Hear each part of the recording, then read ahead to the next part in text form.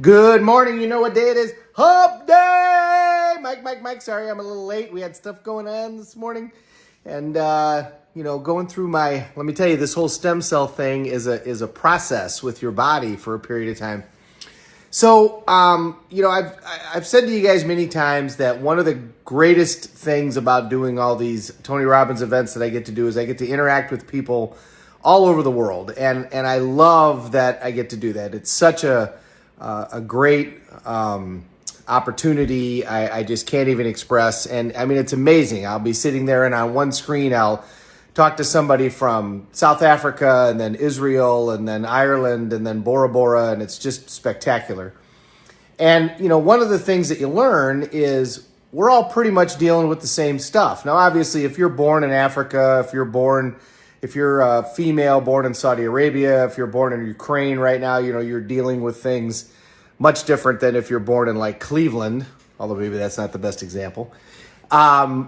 But the core issues that we all deal with, that we all struggle with I'm not good enough and I'm not going to be loved, and how do I deal with all of it's all the same. And it really doesn't matter where we are or how we were brought up or what color things are or what religion, but all that stuff really doesn't matter.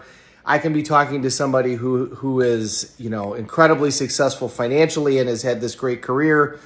And right after that, I can be talking to somebody that hasn't experienced those things and is the exact opposite of that spectrum.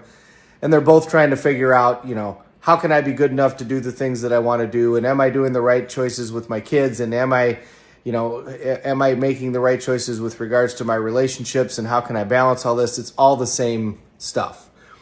So I was reading something yesterday that I found interesting.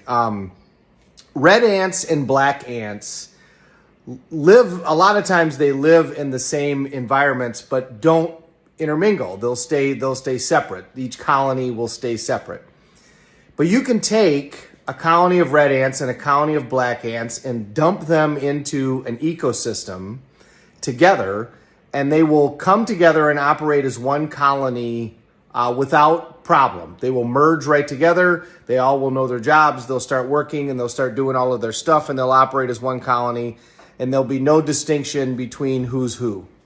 Unless you pick up that ecosystem. So let's say it's in a big glass cage, and this is what scientists did. They dumped the ants into these big glass cages, and they operated as one colony, and then they would just literally pick the cages up and shake them. And when they did that, the ants would start attacking each other. The red ants would attack the black ants, and the black ants would attack the red ants. Presumably, assuming that the other ant was what was causing this problem that they couldn't control, because their entire world was shaking, so they immediately blamed the ant that didn't look the same as them. Now, who does that to us?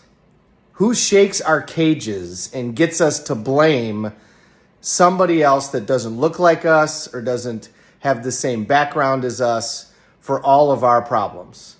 Do politicians do that? Does media do that? Does religion do that? Absolutely. I mean, if you think about it, anybody that tells you that your problems are because of somebody else is pretty much shaking your cage, if you think about it. Not always. Sometimes they're really just giving you information. But if they're giving you that information in order to further themselves, then think about how much they're shaking your cage. Because the true leaders, whether it's a political leader or a religious leader that is the true leader, they don't do that. They don't tell you that it's somebody else's fault. Think about the messages of Gandhi and Dr. King. Their messages to their people were not blame that person because of your situation. Their message was, you have to take responsibility for your situation and change it. Gandhi was raised Muslim, but he didn't tell the Muslims to go hate the Hindus. He did the opposite. When the Muslims wanted to fight the Hindus, he said, I'm just as much Hindu as I am Muslim. Don't differentiate yourself. because their whole ecosystem was now changing. England was now leaving India, and India was going into a crisis because it was used to having England run things, and now they were having to run things on their own, and it wasn't going smoothly. So who did they blame? They blamed the ants that had a different color. And Gandhi said, don't do that. This is our problem. So we have to take responsibility for it. Dr. King did the same thing. He said, look, we're not in the right place. We're not being treated the way that we're supposed to be treated. But don't just hate that person. That's not going to help us. Same with South Africa, when their leader was freed from prison after 26 years, Nelson Mandela. Everybody was like, well, you're going to throw out all of the white people that have oppressed us. You're going to throw all them out as leaders. And he said, if I do that, then our country is going to fall even further into turmoil. We have to take responsibility for our actions. We have to take responsibility for our situation and change our situation. And hating somebody else isn't going to help and isn't going to make it any better. If we can come together with those people and do this together, then we're going to be that much stronger. So think about who rattles your cage and gets you to blame your situation on somebody else. And the people that sit there and say, whatever your lot is in life, it's because of these people that you're there. It's because of immigrants. It's because of minorities. It's because of this color or that color, or this color political system, or that whatever. Those are people that are shaking your cage. The people that are not shaking your cage are the ones that are saying, take responsibility for your life. Life isn't fair. Not everything's going to turn out the way that it's supposed to. Far from it. But blaming somebody else isn't going to make your life better. Figuring out how to work with others to make your life better is going to make your life better. Taking responsibility for your life and saying, I'm in control and I'm the one that's going to change my situation is going to make your life better. Figuring out how to get help. Figuring out how to find those that can help you. Figuring out what it is that you really want.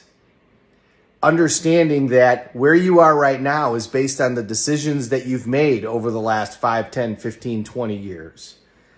And accepting that. Okay, so I made those choices. Let's move forward and see where I can go from here. And there's plenty of leaders that are out there that are giving you information to help you with that. It's just most of the time they're not the loudest.